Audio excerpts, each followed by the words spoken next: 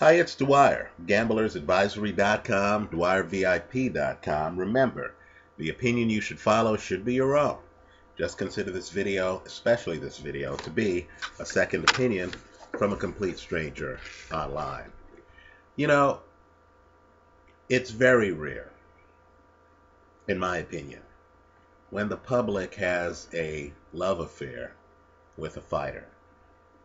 There are very few guys out there, and I mean very few, who, I've looked at as public darlings, where if it goes to the scorecards, you're going to be petrified about what the scorecards are, right? Because the public just loves the guy so much, regardless of what the guy does. Now, I'm going to name some names here. Understand, I'm just talking about these fighters when they were at their peak, right? There's a thin line between love and hate. For some of these guys, there was a period of time when people doubted them, right? But they later became public darlings to the point where you wondered whether a credible opponent would have a chance on the scorecards, right? The first name I could think of, and this is just during my life. For the old timers out there, come up with your own list and leave it here in the comment section to this video. But during my life, guys who the public just seemed to love, regardless of what they did. Muhammad Ali,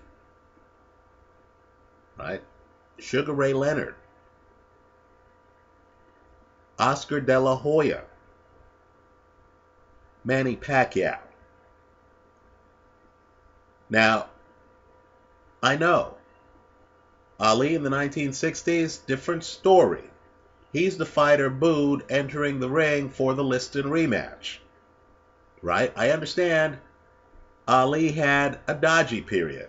Oscar De La Hoya, I understand that later in his career, there are a few decisions there where you're thinking, gee, what fight were these judges watching? The second Shane Mosley fight, right? I thought, what exactly, were the judges looking at, right? But there's a stretch there in De La Hoya's career where De La Hoya was bulletproof, right? All I could say with Ray Leonard is who else could leave the sport for 3 years and then have an outcry for him to come back to take on a dominant middleweight champion? Now, let me just say this about each of these guys, right? And they each had problems, right? Ray Leonard, by his own admission, was not husband of the year, right? Ali once showed up to a press conference with a woman who he was involved with who was not his wife, right? Oscar today admits to having had several demons, right? We all know about Manny Pacquiao's recent comments about his views on gays and nature. Okay, fine. All of these guys have had rough moments. But let's just say you'd have a hard time, in my opinion, a very hard time, finding fighters who have a bigger reservoir of public adulation than these guys. But even these guys had car crashes, lost decisions. Ali, and I'm not going to get into late Ali, right? Leon Spinks Ali, Trevor Burbick Ali. No, we're talking about Ali back in the early 70s. Ali, of course, lost to Joe Frazier by decision, didn't he? He lost to Ken Norton by decision, didn't he? Ray Leonard, arguably the biggest fight of his career up until that point, lost to Roberto Duran, right? That's Ray in his prime, by decision.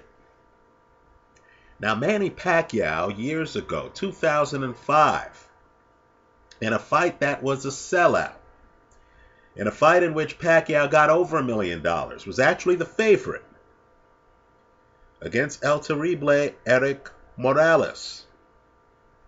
He lost that fight by decision. He would go on to lose to Floyd Mayweather in his most recent fight by decision. Understand, popularity has its limits, doesn't it? Now, the first Timothy Bradley fight remains one of the most controversially scored fights of recent memory. Just to remind people where I've stood on this trilogy, I picked Bradley before the first fight. I picked Bradley before the second fight. Right? Now let me read you a quote from someone involved in this third fight, and I know many of you agree with this individual. Right? Here's the quote after the first fight. This boxing commentator said, "It's either corruption or incompetence. There'll be a rematch. It speaks to the corruption of the sport. The criminals will be rewarded." Now, the person who was outraged over the decision that Timothy Bradley received in the first matchup with Manny Pacquiao, who said that statement, is now Timothy Bradley's trainer, Teddy Atlas. Right? Atlas was outraged at the first decision. I'm just here to tell you that, in my opinion, Bradley won that first fight. Brian Kenny, who used to do a lot of boxing for ESPN, had scored that fight 8-4 for Bradley. Now, I know most of the world, the judicial panel who looked at the fight after the fact, came to a different conclusion. But let's agree on a couple of things. Timothy Bradley isn't even at his best in that fight. Right? Badly sprained ankle on one leg, torn ligaments on the other leg, or sprained ligaments on the other leg. Right? He can't move around the ring like he would if he were healthy. He hurts himself early. But yet, second point, he goes the distance in the fight. Let's add in a third point. On the judges' scorecards, he wins the later rounds. Right now, Pacquiao is a fastball pitcher. Right? He's getting by on speed and power. That's his game. Right? He's not a guy throwing a lot of off-speed pitches. Right? Figuratively speaking, there's no slider. There's no real curve. Right? There's no circle change. There's no screwball. He's coming after you. It's a fastball pitcher's mind game. He wants to throw a straight left hand. Right? Occasionally he'll mix in flurries. He'll throw flurries with both hands. But you understand, for him to knock you down, he needs to land the kind of straight left hands that he did against Chris Algieri. Here's the problem he has, and it's a big problem. Fastball pitchers, in my opinion, in their mid-30s, don't age well. You lose the fastball, you lose it all, because you don't have the other pitches in your game to lean back on, to rely upon. Right? Manny Pacquiao is not blessed defensively. He's a guy who's relying on speed and power. If he loses the speed, if Father Time dims that fastball, if the gun no longer says 98, if the gun starts to say 93, 92, 91, if he starts to slow down, a big portion of his game is going to go out the window. Now, sadly for him, in a sport in which he has dominated fights by knocking men down, the power is starting to fade. Right? Brandon Rios did go the distance against one of these fighters, and it was Manny Pacquiao, not Timothy Bradley. Chris Algieri did get off the canvas several times and go the distance against Manny Pacquiao. The Pacquiao at 135 who shows up and decimates David Diaz, The Pacquiao who has Oscar De La Hoya retiring in his corner, unable to make it to the end of the fight. The Manny Pacquiao who destroys Ricky Hatton early, knocking him out in 2 rounds. That Manny Pacquiao, the one with that level of power, might no longer exist, right? If you are trying to catch Manny Pacquiao at the right time, has there ever been a better time to fight Manny Pacquiao than right now? He had one fight in 2015. He lost it badly, by decision, to Floyd Mayweather. He then told the world he was hurt. He then had surgery. Folks, he hasn't fought since, officially. So you're getting a fastball pitcher who's now older, who's post-surgery, who's rusty. If you're an opponent coming off of a knockout win over Brandon Rios after beating a young lion, Jesse Vargas, what's not to like? Right? If Timothy Bradley's ever going to beat Manny Pacquiao, now is the time. So, let's get under the hood a little bit. Let's get a little wonkish here. And let's look at the differences between their first fight and their second fight, which Manny Pacquiao wins by unanimous decision. Now, if you believe the folklore, Timothy Bradley hurts his calf muscle in the first round of that second fight. Then he throws his game plan out the window, right? Chucks it out the window. Decides he's going to try to win the fight by throwing overhand rights. He's going to go for the knockout by throwing a heavy amount of power punches. He then engages in a shootout with Manny Pacquiao where he loses by 4 rounds on 2 of the judges' scorecards and by more than that on the 3rd judge's scorecard. Well, let me say this. That fight is noteworthy because Manny Pacquiao lands several straight left hands on Timothy Bradley in that fight. And Bradley, who's been down before, who got dropped by Kendall Holt, right? Brutal knockdown. Timothy Bradley with a bad leg goes 12 rounds with Manny Pacquiao, right? Bradley knows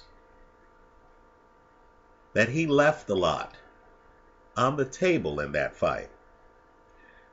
Just look at the CompuBox numbers. The first fight, Timothy Bradley throws 839 punches. 839. The second fight, Timothy Bradley throws 627 punches. Think about it. Timothy Bradley, who throws more punches than Manny Pacquiao in both fights. In other words, Bradley's version of fighting Manny Pacquiao involves action. Timothy Bradley threw more than 200 fewer punches in the rematch that he lost. 200. Understand, he's the fighter who doesn't have the rust Manny Pacquiao has. Now, right, this is going to be an active fight. If Bradley wants to get back to what won it for him, he's going to have to throw a lot more jabs. He's going to have to be a lot busier. First fight, Bradley throws 449 jabs. Second fight, Bradley throws 287 jabs. Right? Throws more than 150 less jabs. right? Over a 12-round fight, let's do the math, right? That's more than 12 fewer jabs per round, right? Per round. Now, Bradley, who apparently is known as a gym rat, he's the guy who really overtrains for fights. This fight is taking his foot off the gas a little bit, right? He's taking his foot off the gas a little bit. I expect him to come in the ring with better stamina than a rusty Manny Pacquiao. I expect him to come in the ring and rather than go for broke like he did in the second fight, throwing a lot of haymaker right hands, I think he's going to emphasize volume in this fight. Rather than walk into Pacquiao's attack, he's going to let the fight come to him. Right? He's going to pick his spots. How do you beat an ambush fighter like Manny Pacquiao? You follow him after the ambush. You don't lead with the ambush. Right? This is a fight of contrasting styles. Timothy Bradley is the fighter who has the better off-speed stuff. Right? Pacquiao has a great fastball. That fastball is now being hit. Fighters are now able to take it and go 12 rounds with him. Right? Brandon Rios, Floyd Mayweather. How banged up to you did Floyd Mayweather look after the Pacquiao fight? What I recall is Floyd looking as fresh as a daisy, then going to an interview and talking about the business aspects of the sport. And being able to talk about things like the purse, how much he got, and stuff like that. He didn't sound like a guy who had been hit with hard shots in the preceding hour and a half. Right? If you take away a fastball from a fastball pitcher, you're not left with as much as you think. You really aren't. So the question for me, let me also say this too. A lot of Pacquiao's game are the angles. Manny Pacquiao against a taller fighter like Chris Algieri, who's looking down and trying to figure out the angles, is much more effective than he is against a guy who already knows the angles, who's fought him before, who's roughly his height.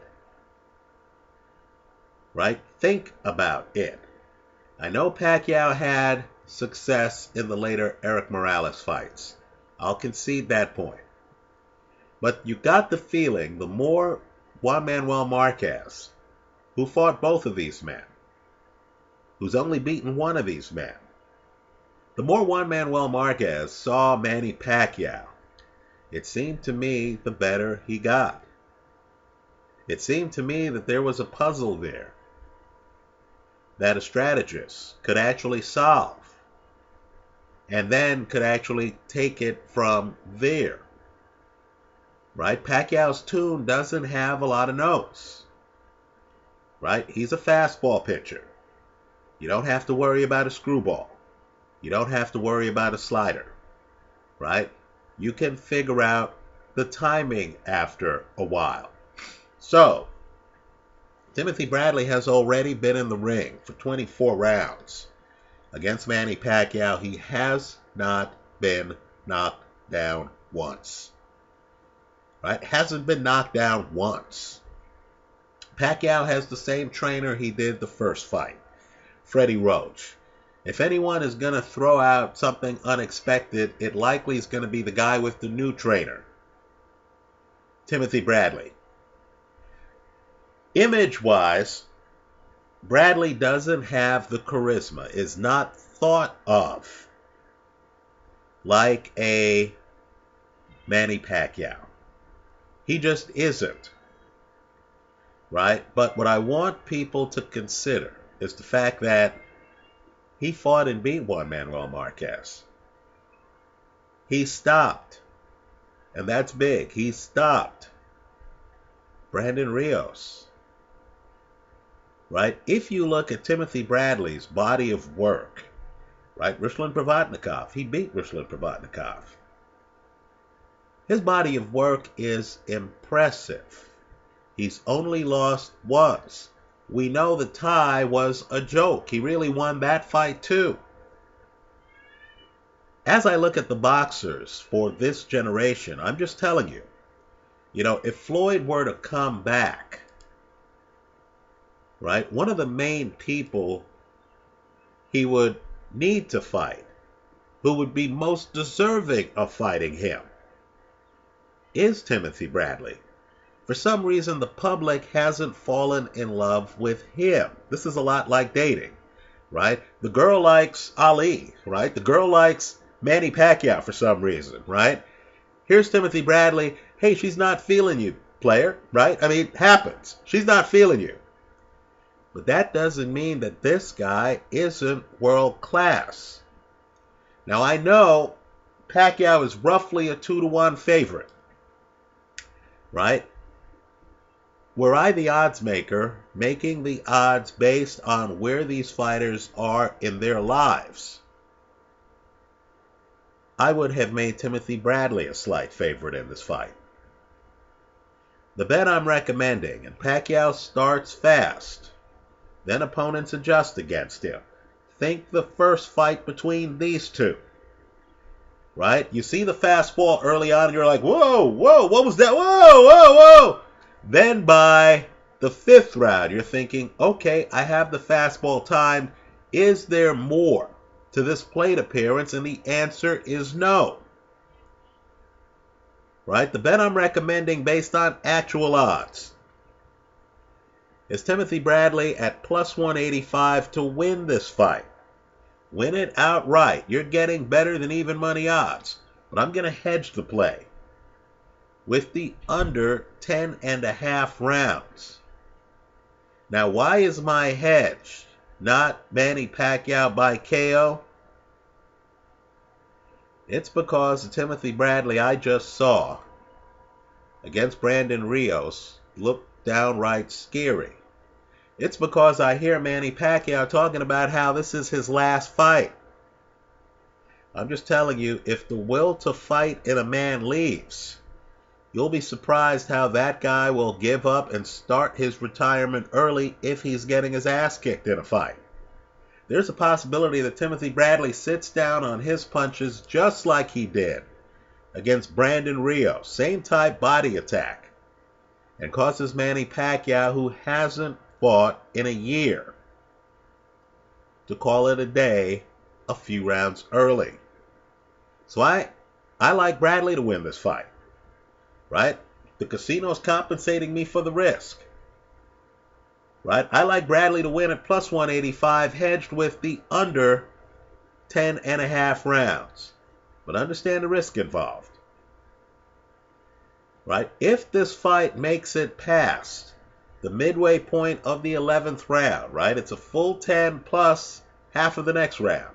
If it makes it past the midway point of the 11th round, and if Manny Pacquiao wins, either by very late KO, and let's face it, Timothy Bradley is not the best driver late in fights, right? Ruslan Provodnikov, anyone remember how that fight ended?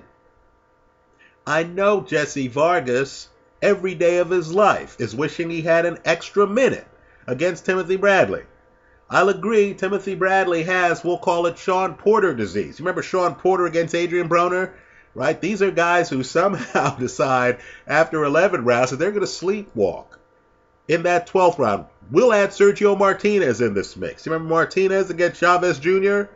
Right? The guy is winning a fight, comes out in the 12th round, decides he's going to sleepwalk through the 12th round. Not the best decision I've come across. Just understand, if Timothy Bradley sleepwalks through the 12th round and gets caught by Manny Pacquiao, right? Didn't Pacquiao stop Cotto late? Or if it goes to a decision and you end up with the kind of love affair that right now Felix Sturm has going on in Germany with German judges, right? Where the fight goes the distance and You know, the judges are just in love with Manny Pacquiao. They're feeling him. They're not feeling Tim Bradley. And they award Pacquiao the decision. You lose it all. What I'm expecting is Timothy Bradley to understand he has a fighter post-surgery who lost his last fight, who hasn't won a fight since 2014, who's thinking about retirement in front of him, who he previously beat when he was high volume, right? Who he previously beat when he thought about outboxing him and not trying to knock him out. I'm hoping Timothy Bradley comes in thinking high volume, thinking Pacquiao is a fastball pitcher whose fastball has slowed down, that Pacquiao is now an older fighter. And I'm expecting Timothy Bradley to step on the gas, force a pace that Manny Pacquiao, who's normally the pace setter, can't maintain. If he does that, I think he wins the trilogy. I think we start screaming for Timothy Bradley against some of the other luminaries out there. Sean Porter, who I mentioned earlier. Kell Brook, right? Canelo. Golovkin. I think that's an interesting fight, right? I think we start yelling for Timothy Bradley against fighters like that. The bet I like is Timothy Bradley to win the fight, plus 185, hedged with the under 10.5 rounds. That's how I see it. I know the pick's controversial. I know I know this series is controversial. I've heard from many of you before. I hope you leave your comments here again in the comment section to this video. If you are a Manny Pacquiao supporter, if you feel that he's going to dominate this fight, right? If you're not concerned about the surgery that took place, if you feel he wasn't treated fairly by the judges in the Mayweather fight, then I hope you leave those comments in the comment section to this video. Also, if you have strong feelings about their common opponents, right? Brandon Rios, who went the distance against Manny Pacquiao, didn't against Tim Bradley, and Juan Manuel Marquez, who felt Bradley moved too much for him. Now think about that, right? Marquez wasn't complaining about Pacquiao's movement. He's complaining about Bradley's movement. That should tell all of us, the casual sports fan here, just how well Bradley moves in the ring. Then I hope you leave those comments in the comment section to this video. Thanks for stopping by.